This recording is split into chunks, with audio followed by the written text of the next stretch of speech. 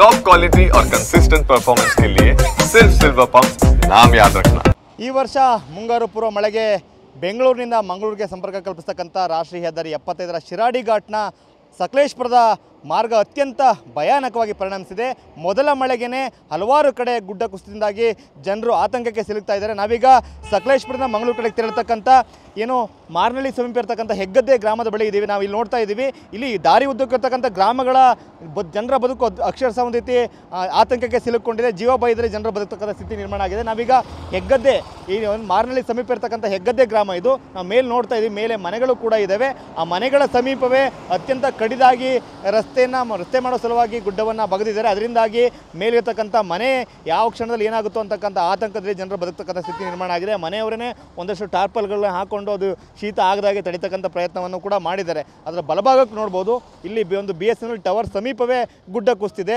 ಅಲ್ಲೇ ಒಂದು BSNL ಟವರ್ಗೆ ಬೇಕಾಗಿ ಒಂದು ಸಣ್ಣದಾಗಿರ್ತಕ್ಕಂಥ ಕೊಠಡಿಯನ್ನು ಕೂಡ ಕಟ್ಟಿದ್ದಾರೆ. ಸೊ ಅದ್ರ ಪಕ್ಕನೇ ಗುಡ್ಡ ಕುಸಿದಿದೆ. ಅದರ ಹಿಂಭಾಗಕ್ಕೆ ಒಂದು ಚರ್ಚ್ ಕೂಡ ಇದೆ ಅಂತೇಳಿ ಹೇಳ್ತಾರೆ ಸ್ಥಳೀಯರು. ಸೊ ಅಂದರೆ ಅಷ್ಟು ದೊಡ್ಡ ಮಟ್ಟದಲ್ಲಿ ಗುಡ್ಡ ಕುಸಿದಿದೆ. ಇದಕ್ಕೆ ಕಾರಣ ಈ ಒಂದು ರಸ್ತೆಯನ್ನು ಅವೈಜ್ಞಾನಿಕವಾಗಿ ಮಾಡಿರ್ತಕ್ಕಂಥದ್ದು. 90 ಡಿಗ್ರಿ ಸರ್ಫೇಸಲ್ಲಿ ಒಂದು ರೀತಿ ಈ ಒಂದು ಮಲೆನಾಡು ಭಾಗದ ಗುಡ್ಡಗಳ ಪ್ರದೇಶ ಮಣ್ಣು ಮೆದು ಮಣ್ಣು ಸಾಫ್ಟ್ ಸಾಯಿಲ್ ಇದು. ಸೊ ಅಂಥ ಒಂದು ಪ್ರದೇಶಗಳಲ್ಲಿ ಅತ್ಯಂತ ಒಂದು ಸಮರ್ಪಕವಾದ ರೀತಿಯಲ್ಲಿ ರಸ್ತೆಯನ್ನು ಮಾಡಬೇಕಾಗಿತ್ತು. ಬೇಕಾಬಿಟ್ಟಿಯಾಗಿ ರಸ್ತೆಯನ್ನು ಕಡಿದು ತರಾತುರಿಯಲ್ಲಿ ಈ ಒಂದು ಕಾಂಕ್ರೀಟ್ ರಸ್ತೆಯನ್ನು ಏನು ಮಾಡಿದ್ದಾರೆ ಅದರಿಂದಾಗಿ ಶಿರಾಡಿ ಘಾಟ್ ಮಾರ್ಗದಲ್ಲಿ ಬರ್ತಕ್ಕಂಥ ಗ್ರಾಮಗಳ ಜನರ ಬದುಕು ಅಕ್ಷರಶಃ ಸಂಕಟಕ್ಕೆ ಸಿಲುಕಿದೆ. ಈಗ ಮೇಲ್ಭಾಗದಲ್ಲಿ ಮನೆ ಇದೆ, ಆ ಮನೆಯ ಮಾಲೀಕರು ನಮ್ಮ ಜೊತೆಗಿದ್ದಾರೆ. ಹೇಳಿ ಸರ್, ಈಗ ಇಲ್ಲಿ ಹೆಗ್ಗದ್ದೆ ಸಮೀಪ ನಿಮ್ಮ ಮನೆ ಇದೆ, ನಿಜವಾಗ್ಲೂ ಕೂಡ ಒಂದು ರೀತಿ ಪ್ರತಿನಿತ್ಯ ಆತಂಕದಲ್ಲೇ ನೀವು ಬದುಕ್ತಕ್ಕಂಥ ಸ್ಥಿತಿ ನಿರ್ಮಾಣ ಆಗಿದೆ? ಖಂಡಿತವಲ್ಲ ಸರ್, ನನ್ನ ಹೆಸರು ಯಶಸ್ವಿ ಅಂತ. ಇಲ್ಲಿ ಏನು ನೀವು ನೋಡ್ತಾ ಇದ್ದೀರಾ ಆ ಕಡೆ, ಅಲ್ಲಿ ಜರ್ಕೊಂಡು 5 ತಿಂಗಳಾಗಿದೆ. 5 ತಿಂಗಳಾದರೂ ಅವ್ರು ನನಗೆ ಏನು ರೆಸ್ಪಾನ್ಸ್ ಮಾಡಿಲ್ಲ. ಮಾಡಿಕೊಡಿ ಅಂತ ಬಿಸಿಲಲ್ಲಿ ಹೇಳಿದ್ರು, ಅವರು ಏನೂ ಮಾಡಿಲ್ಲ. ಇವತ್ತಿನವರೆಗೂ ಮಾಡ್ಕೊಡ್ತೀವಿ ಅಂತಲೇ ಇದು ಮಾಡ್ಕೊಂಡ್ಬಂದಿದ್ದಾರೆ. ಯಾರು ಇಂಜಿನಿಯರ್ಗಳು ಬರ್ತಾರೆ, ನೋಡ್ಕೊಂಡು ಹೋಗ್ತಾರೆ, ಸೀದಾ ಒಂದು 20 ಡೇಸ್ ಟೈಮು 2 ಡೇಸ್ ಟೈಮ್ ಕೊಡಿ ಅಂತಲೇ ಹೇಳ್ತಾರೆ. ಇವತ್ತಿನವರೆಗೂ ಏನೂ ಮಾಡಿಲ್ಲ ಕೆಲಸ. ಮತ್ತು ನಾವು ಇರೋದೇ ಮನೇಲಿ ಒಬ್ಬರು. ಅಲ್ಲಿ ಇದು ದಾರಿನೂ ಮುಚ್ಚೋಗಿ ಬಿಟ್ಟಿದೆ, ಫುಲ್ ಗುಡ್ಡ ಜರ್ಕೊಂಡು ಏನೂ ಮಾಡೋಕ್ಕಾಗ್ತಾ ಇಲ್ಲ. ಚಿಕ್ಕ ಮಗು ಇದೆ, ಮಗುಗೂ ಹುಷಾರಿಲ್ಲ 5 ದಿವಸದಿಂದ. ಹಾಗಾಗಿ ಎಲ್ಲೂ ಹೋಗೋಕ್ಕೆ ಆಗ್ದಲೇ ಇದು ಏನು ಮಾಡೋಕ್ಕಾಗ್ದಿಲ್ಲ. ಇದು ರಾಜಕಾರಣಿಗಳು ಬಂದರು, ಅಲ್ಲಿ ಅರ್ಧಕ್ಕೆ ಬಂದು ಆ ಕಡೆನೇ ಹೋಗ್ಬಿಟ್ರು. MLA ಅವ್ರಿಗೆ ಹೇಳಿದೆ ನಾನು ಫೋನ್ ಮಾಡಿ, ಇಲ್ಲಿ ಸ್ಥಳೀಯ MLA ಅವರಿಗೆ, ಅವರೂ ಬರಲಿಲ್ಲ. ಫೋನ್ 2-3 ಸರಿ ಫೋನ್ ಮಾಡಿ ಹೇಳಿನಿ, ಬರ್ತೀವಿ ಅಂತಾರೆ, ಆ ಕಡೆನೇ ಹೋಗ್ಬಿಡ್ತಾರೆ. ಯಾರೂ ಬಂದಿಲ್ಲ ಇವತ್ತಿನವರೆಗೂ.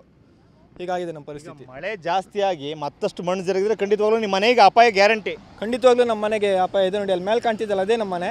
ಒಂದು ಸ್ವಲ್ಪ ಇನ್ನೊಂದು 10 ಫೀಟ್ ಮುಂದೆ ಹೋದರೆ ನಮ್ಮ ಮನೆಯೇ ಜರ್ಕೊಂಡ್ಬೀಳುತ್ತೆ. ಅದಕ್ಕೆ ಯಾರು ಜವಾಬ್ದಾರಿ ಅಂತ ಹೇಳಿದರೆ, ಇಲ್ಲಿ ಏನು ಅವೈಜ್ಞಾನಿಕ ಕಾಮಗಾರಿ ಆಗಿದೆ ಅವ್ರು ಇಂಜಿನಿಯರ್ಗಳೇ ಜವಾಬ್ದಾರಿ ಆಗ್ತಾರೆ. ಮತ್ತು ಇಲ್ಲಿ ಏನು ಸ್ಥಳೀಯ ರಾಜಕಾರಣಿಗಳಿದ್ದಾರೆ ಅವರೇ ಜವಾಬ್ದಾರಿ ಆಗ್ತಾರೆ. ಈಗ ಇಷ್ಟು ಮಳೆ ಬರ್ತಾ ಇದೆ, ಎಲ್ಲರೂ ಒಂದು ಶಬ್ದ ಆದರೂ ನೀವು ಒಂದು ರೀತಿ ಭಯದಿಂದ ಎಚ್ಚರದಿಂದ ಕೂತ್ಕೋಬೇಕು ಅಂತ ಸ್ಥಿತಿ ನಿರ್ಮಾಣ ಆಗುತ್ತೆ ಈ ಪ್ರದೇಶ. ಖಂಡಿತವಾಗ್ಲೂ ನಾವು ಒಂದು ವಾರದಿಂದ ನಿದ್ದೆನೇ ಮಾಡಿಲ್ಲ ಈ ಮಳೆಗೆ. ಅಷ್ಟು ಹೆದರಿಕೆ ಆಗುತ್ತೆ, ಯಾವಾಗ ಏನಾಗುತ್ತೆ ಅಂತ. ಅಲ್ಲಿ ಮೇಲ್ಗಡೆ ನೋಡಿ ಟವರ್, ಅದು ಮನೆ ಮೇಲ್ಗಡೆನೇ ಇದೆ.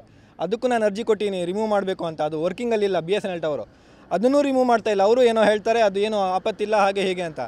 ಅದಕ್ಕೂ ಅರ್ಜಿ ಕೊಟ್ಟಾಗಿದೆ, ಅವರು ರೆಸ್ಪಾನ್ಸ್ ಇಲ್ಲ. ಟೋಟಲಿ ಯಾರೂ ರೆಸ್ಪಾನ್ಸೇ ಮಾಡ್ತಾ ಇಲ್ಲ. ಏನು ಮಾಡೋಣ ನಾವು ಮುಂದಕ್ಕೆ?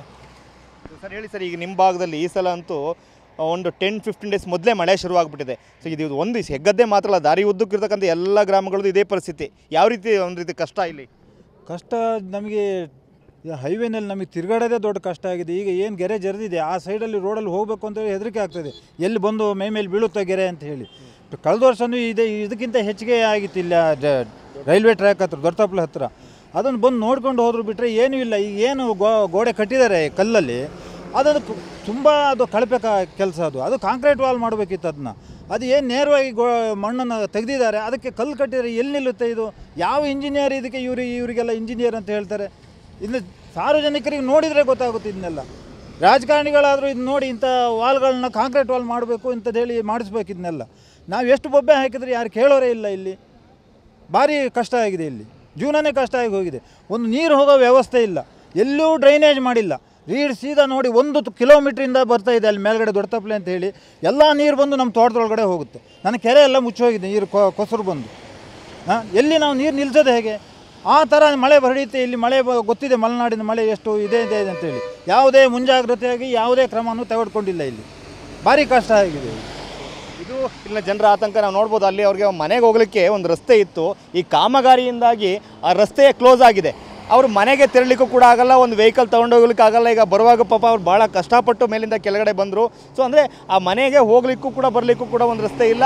ಆ BSNL ಟವರ್ ಇದೆ, ಅದನ್ನು ಕರೆಕ್ಟಾಗಿ ಮೇಂಟೈನ್ ಮಾಡೋದು ಈ ಭಾಗದ ಜನರಿಗೆ ಒಂದಿರೋದು ನೆಟ್ವರ್ಕ್ ಸಮಸ್ಯೆ ಇದೆ, ಅದು ಕೂಡ ಬಗೆಹರಿಬೋದಾಗಿತ್ತು. ಆದರೆ ಅಲ್ಲಿಗೆ ಹೋಗಲಿಕ್ಕೆ ವೆಹಿಕಲ್ ಹೋಗಲಿಕ್ಕೆ ವ್ಯವಸ್ಥೆ ಇಲ್ಲ, ಅಲ್ಲಿಗೆ ಡೀಸೆಲ್ ಹಾಕಬೇಕು, ಕರೆಂಟ್ ಇಲ್ಲ ಅಂತ ಹೇಳಿದ್ರೆ ಅದಕ್ಕೆ ವ್ಯವಸ್ಥೆ ಇಲ್ಲ.